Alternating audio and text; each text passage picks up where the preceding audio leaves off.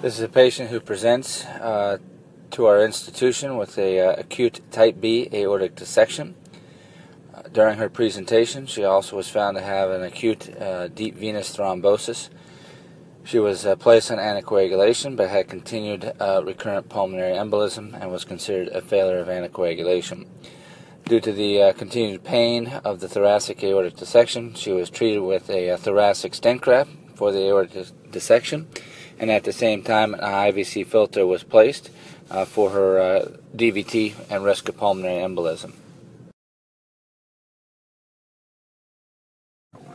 Following the TEVAR, the patient left common femoral vein was in axis under ultrasound guidance. A magic wire was placed up through the vena cava.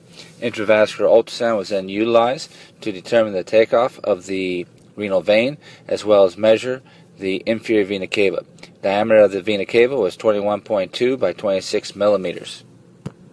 Venography was used to confirm the takeoff of the renal veins.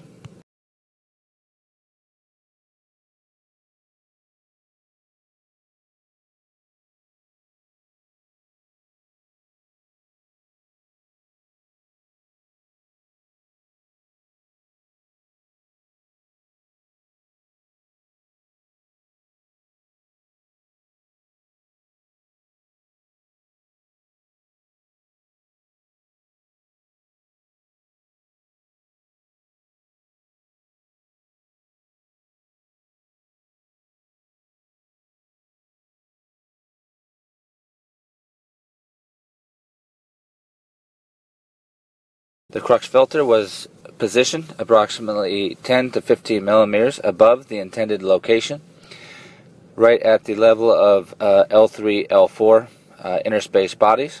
It was deployed utilizing a pin-pull technique and deployed accurately right at the level of the renal veins.